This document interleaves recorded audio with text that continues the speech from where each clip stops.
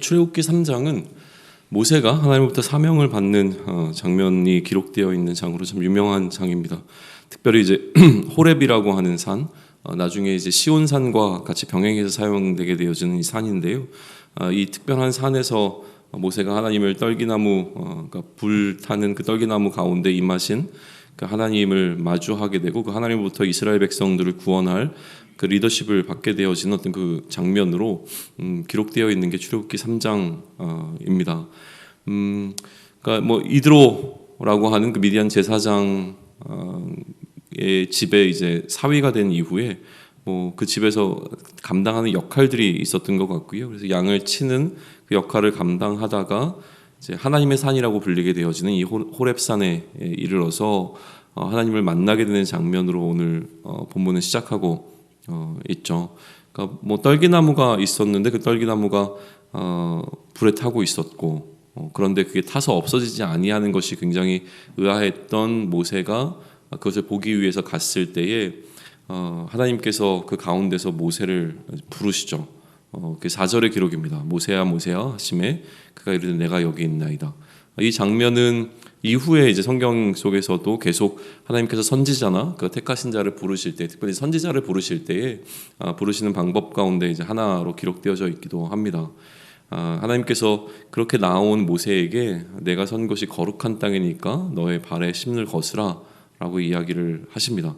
그리고 하나님께서 모세에게 하신 이야기는 뭐였냐면 아브라함의 하나님, 이삭의 하나님, 야곱의 하나님이라고 하는 말씀을 해주십니다. 이 말들은 전부 다 언약과 관계되어 있는 말들인 것이죠. 그러니까 아브라함에게 언약하셨던 그 하나님, 또 이삭에게 언약하셨던 약속하셨던 하나님, 야곱에게 약속하셨던 그 하나님이심에 대한 강조가 좀 두드러지고 있는 것을 우리는 출애굽기 3장 전체를 살펴보면서 계속 보게 될 것입니다. 이후에 이스라엘 백성들이 이제 출애굽해서 가나안 땅에 이르는 모든 과정 가운데서 가장 포커스가 두어지고 있는 그 하나님은 바로 이 언약하시는 하나님이라고 하는 점이죠. 근데 이제 모세는 이 하나님 배웁기를 좀 두려워했습니다. 그때 이제 하나님께서 왜 이처럼 모세를 찾아와서 모세에게 말씀하시는가라고 하는 그 이야기를 또 해주시는데 그 설명이 이제 7절부터 10절까지에 되어 있어요. 근데 이 7절부터 10절까지의 내용에서도 다시 한번 강조되는 것은 무엇이냐면 그 약속한 땅으로 하나님께서 이제 그 보내시겠다라고 하는 부분인 거죠. 그러니까 지금 현재 애굽에서 이스라엘 백성들이 어떠한 고통 가운데 있는지를 하나님께서 충분히 이해하고 계시고 그렇기 때문에 그들을 이제 구원하시겠다라고 하는 하나님의 계획을 이야기해주고 있는 것을 우리는 보게 되어집니다. 그때 이제 11절에서 모세가 하나님께 묻습니다. 제가 누구에게 바로에게로 가며 이스라엘 자손을 애굽에서 인도해낼 수 있겠습니까? 라는 이야기를 하죠. 그때 하나님께서 모세에게 주셨던 말씀은 내가 반드시 너와 함께 있겠다라고 하는 말씀이었습니다. 그리고 내가 그 백성을 애굽에서 인도하여 낸 후에 너희가 이 산에서 하나님을 섬기리니 이것이 내가 너를 보낸 증거가 될 것이다 라는 이야기를 해주시는 것이 12절의 기록인 것이죠.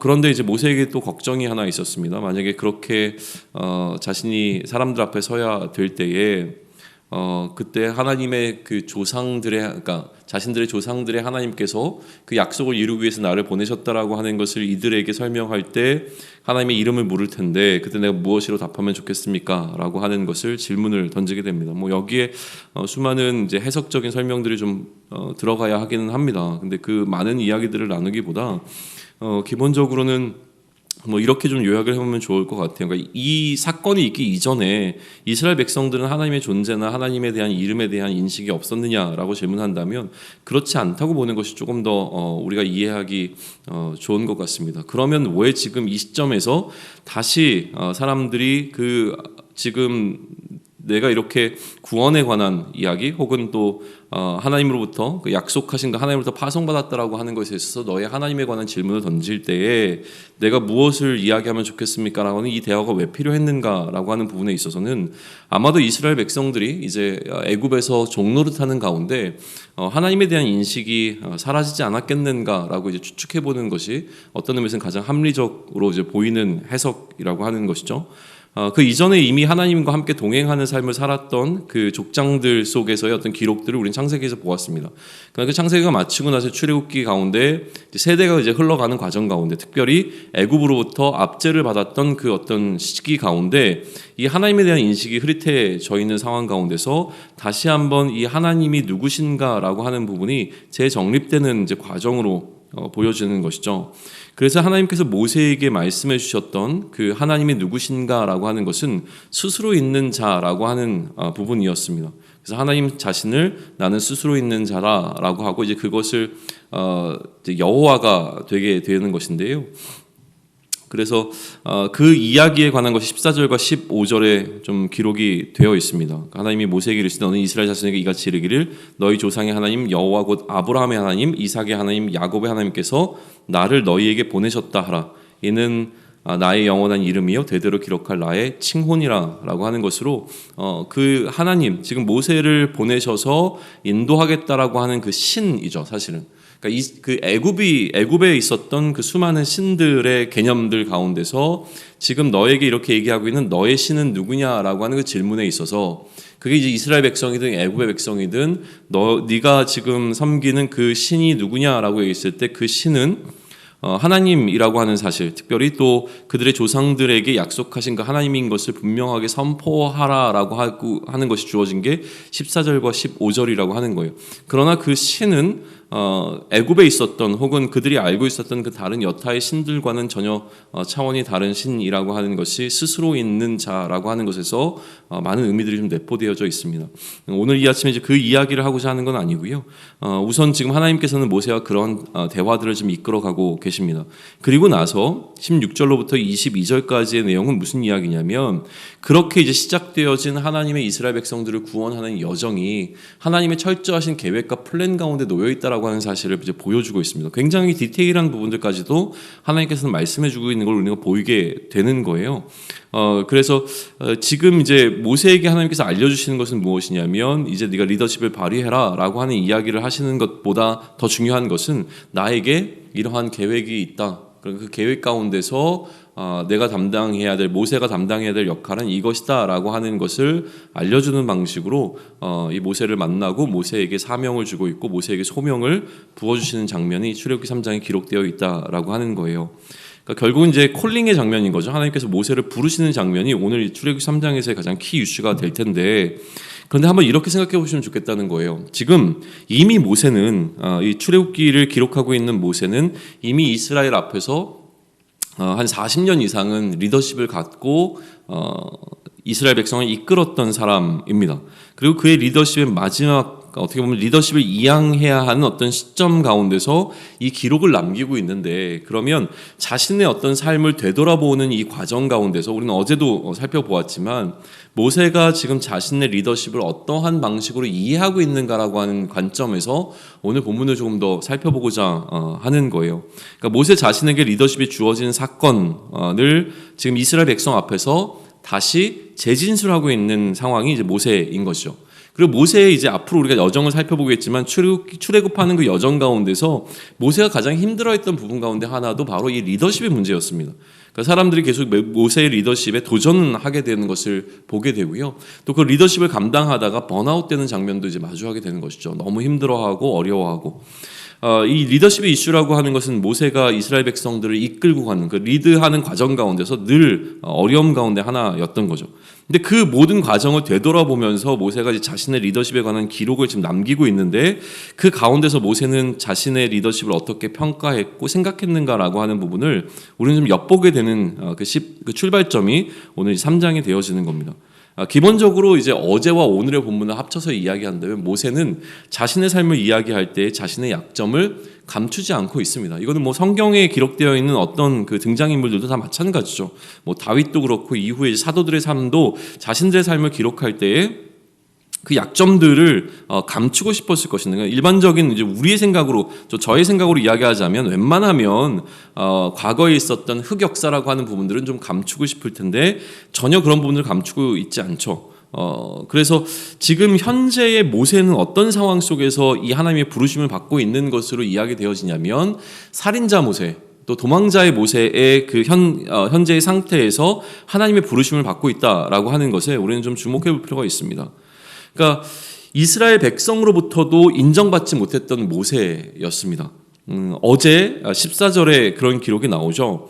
명백하게 지금 그 사람들이 모세에게 도전하는 것은 무엇이냐면 누가 너를 우리를 다스리는 자와 재판관으로 삼았느냐라고 하는 질문이에요. 그러니까 계속 모세는 그 이스라엘 백성들을 이끌고 가는 과정 가운데서 이 질문이 그에게는 가장 힘든 질문 가운데 하나였을 것이라고 하는 것을 추측해 볼 수 있게 해보는 질문인 거죠. 누가 너를 우리의 다스리는 자와 재판장으로 삼았느냐라고 하는 부분입니다.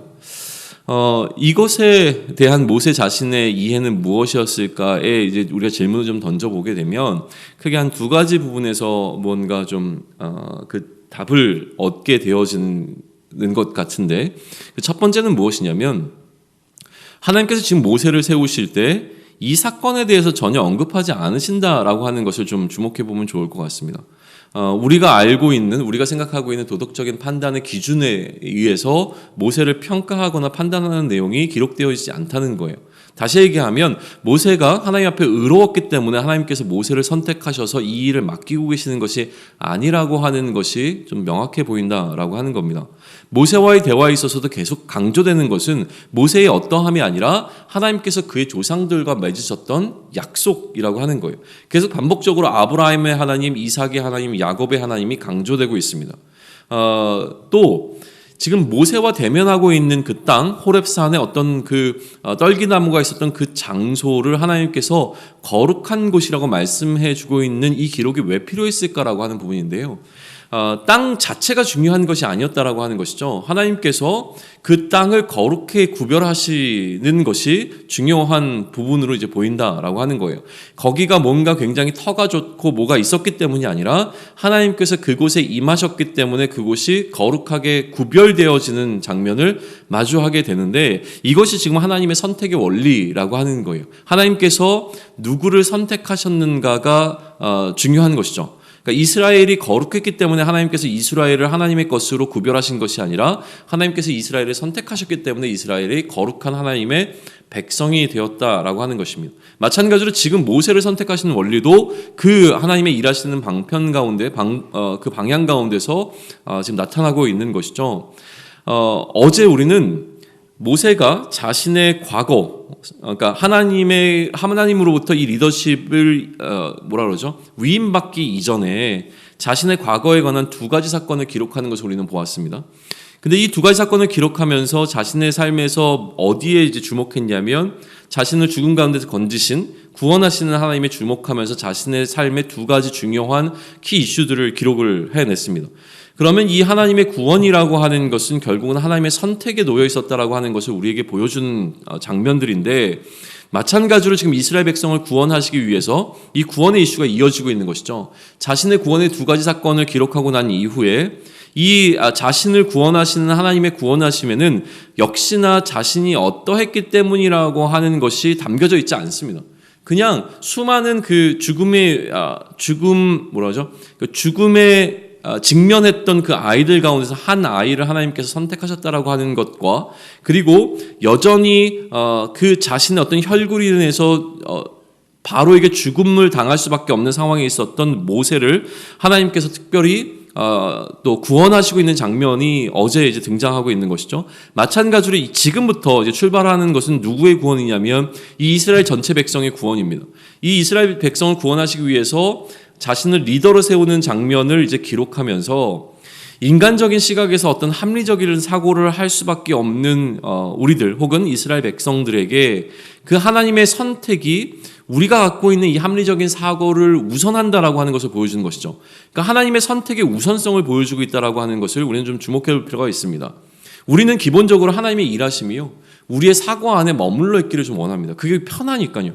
그러니까 하나님이 일하심이 우리의 사고의 틀 안에 머물러 있다라고 하는 것은 무엇이냐면, 하나님의 일하심이 우리가 이해할 수 있는 범위 안에 머물러 있을 때 우리는 좀 편안함을 느낀다는 거예요.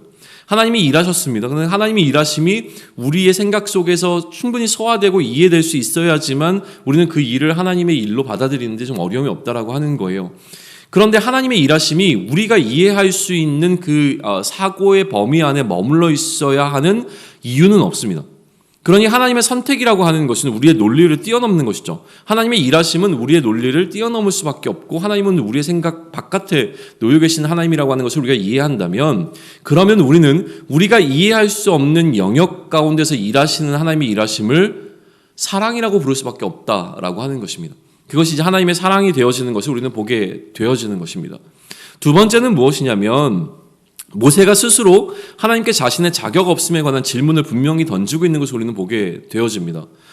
내가 누구이기에 하나님께서는 이러한 일을 맡기시는지를 질문하죠. 그러나 이렇게 질문을 던질 때 하나님께서는 분명하게 왜 네가 이렇게 리더로 세워지는가에 대한 답변을 해주지 않으셨습니다.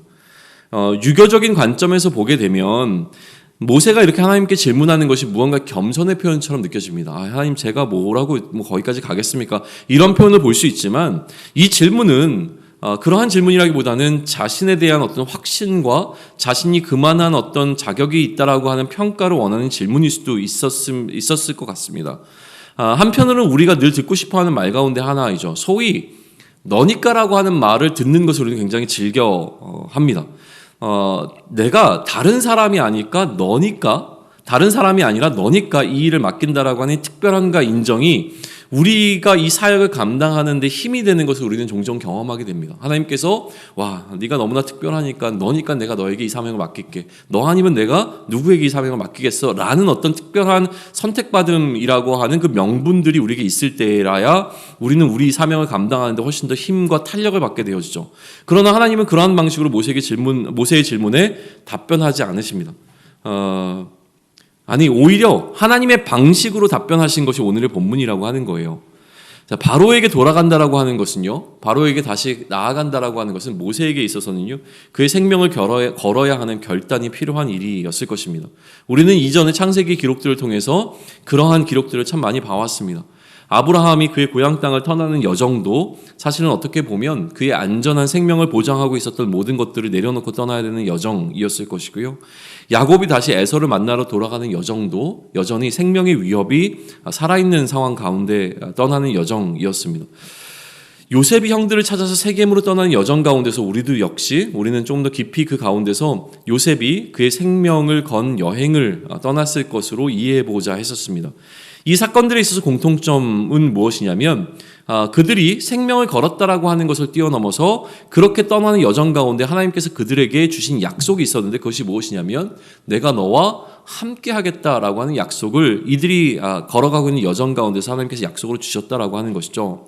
오늘도 하나님은 자신의 자격을 묻는 모세에게 혹은 죽음의 위험이 도사리고 있는 이 사명을 감당할 만큼의 명분이 있는가라고 하는 것을 묻고 있는 모세에게 그 모세의 자격이 어떠한 능력, 그가 갖고 있는 어떤 능력 때문에 이러한 자격을 부여하고 있다라고 말씀하시는 것이 아니라 여전히 하나님께서는 내가 너와 함께 하겠다라고 하는 약속을 모세에게 주고 있다라고 하는 것이에요.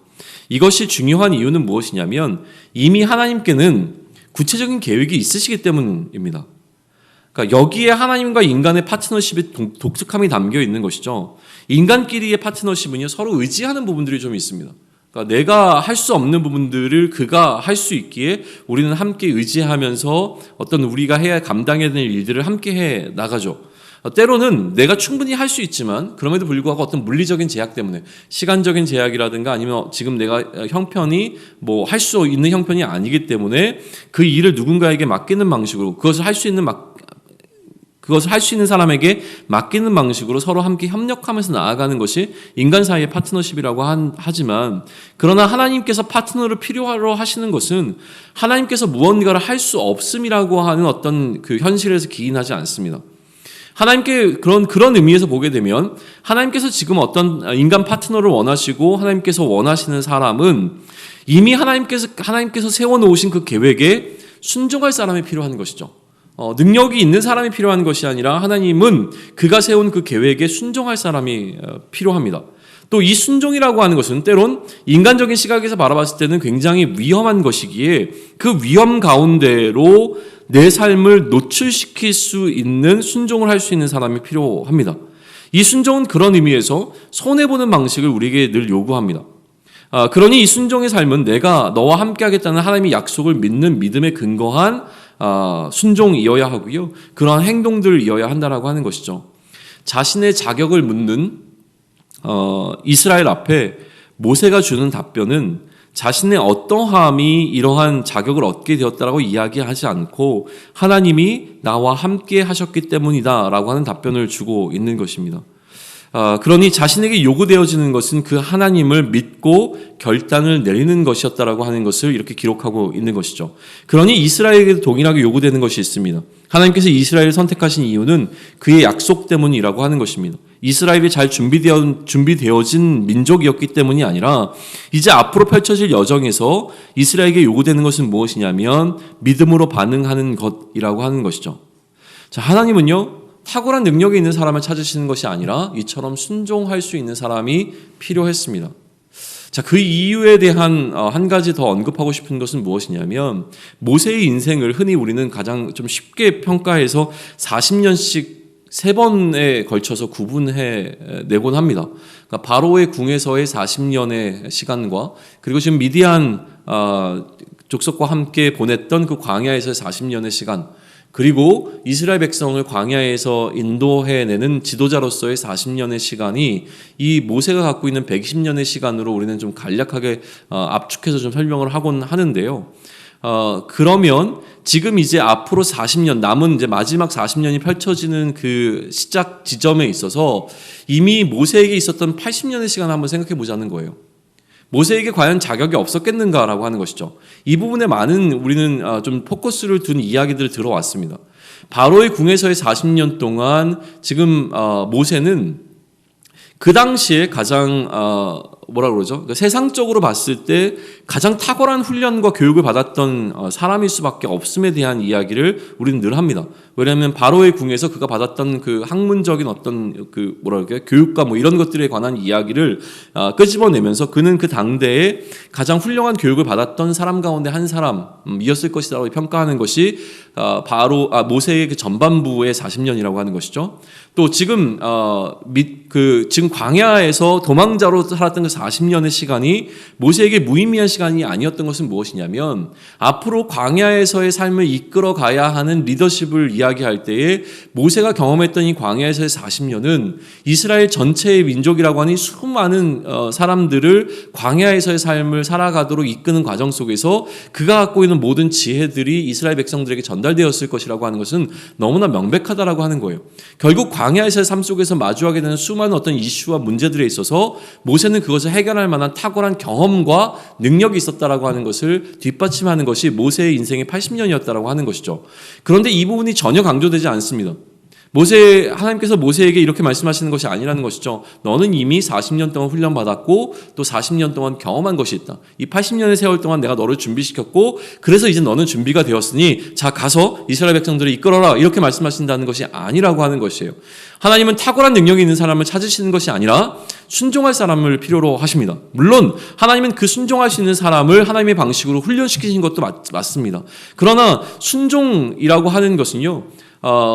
하나님의 명령에 믿음으로 반응한다라고 하는 것을 우리는 순종이라고 정의 내린다면 지금 하나님께서 찾으시는 사람은 하나님의 명령에 믿음으로 반응할 수 있는 준비가 되어 있는 사람을 찾으신다라고 하는 것이죠. 우리는 구원에 관한 약속을 이미 믿는 자들입니다. 하나님께서 우리를 구원하시겠다는 그 약속을 믿는 믿음 가운데 그 믿음으로 예수를 그리스도로 인정한 자들이 바로 우리라고 하는 것이죠. 이제 우리에게 남아있는 것은 무엇이냐면 그렇기에 그 그리스도께서 세상 끝날까지 우리와 함께 하신다는 그 약속을 믿는 믿음입니다. 이 세상 끝날까지 우리와 함께 하시겠다는 그 약속을 믿고 이 믿음으로 오늘 우리 앞에 놓여있는 삶의 자리에 반응하면서 나아가는 것이 그것이 우리에게 요구되어지는 순종이라고 하는 것입니다. 오늘 우리 앞에 펼쳐지는 삶의 자리는요. 지금 하나님께서 모세에게 알려주시는 그 구원의 계획에 관한 것과 마찬가지로 하나님의 계획 안에 담겨 있는 것이 우리의 모든 삶의 자리입니다. 그 상황을 위해서 하나님께서는 나를 선택하셔서 이 자리에 놓으신 것과 다름이 없습니다.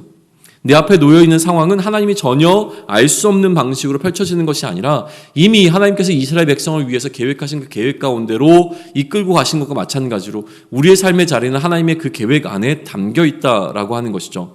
그러니 이 우리 앞에 놓여 있는 이 상황이라고 하는 이 상황에 하나님께서는 우리를 부르셔서 우리를 모세와 같이 이 상황 가운데로 파송하고 계신다라고 하는 개념 속에서 우리의 삶을 바라볼 수 있다면, 그러면 오늘 이 상황 가운데 하나님께서 우리에게 요구하는 것은 무엇이냐면 이 상황 가운데로 나아가는 믿음의 여정을 우리가 순종할 것에 관해서 요구하고 계시다라고 하는 것이죠. 그리고 하나님께서는 우리에게 우리가 이 상황을 감당할 수 있기 때문에 너에게 이 상황을 주신다라고 말씀하시는 것이 아니라 이 상황 가운데 내가 너와 함께 하겠다라고 하는 약속으로 우리의 모든 걱정과 두려움이 더 이상 이슈가 되지 않는 삶을 살아낼 것을 우리에게 축복으로 허락하신다라고 하는 것입니다. 오늘 우리 앞에 펼쳐져 있는 상황이 우리의 생각에 우리가 감당할 수 없는 사이즈의 규모로 놓이게 되는 것을 늘 경험하게 되어집니다. 그러나 그 상황을 바라보는 것이 아니라 이 상황이 여전히 하나님의 계획 안에 담겨 있는 것이고 그 상황 가운데로 파송하시는 하나님께서 우리에게 유일한 약속, 내가 너와 함께 하겠다라고 하는 약속을 주시는 것을 붙잡고 나아갈 수 있다면 오늘 우리가 나아가는 그 삶의 여정이라고 하는 것은 모세가 경험하게 되는 죽음의 어떤 위험 가운데로 나아가는 여정이라고 할지라도 담대함으로 나아갈 수 있었던 것처럼 우리도 여전히 우리 앞에 펼쳐져 있는 이 상황 가운데 세상이 주는 걱정과 두려움을 뛰어넘어서 우리의 합리적인 생각으로 이해할 수 있는 하나님의 논리를 뛰어넘어서 하나님께서 그 우리의 생각을 뛰어넘는 방식으로 일하시는 하나님께 순종하며 나아갈 수 있는 믿음의 결단들이 오늘 우리의 삶을 이끌어갈 수 있기를 축원합니다. 그 삶을 살아가는 저와 여러분이 되기를 또 소망합니다. 아멘.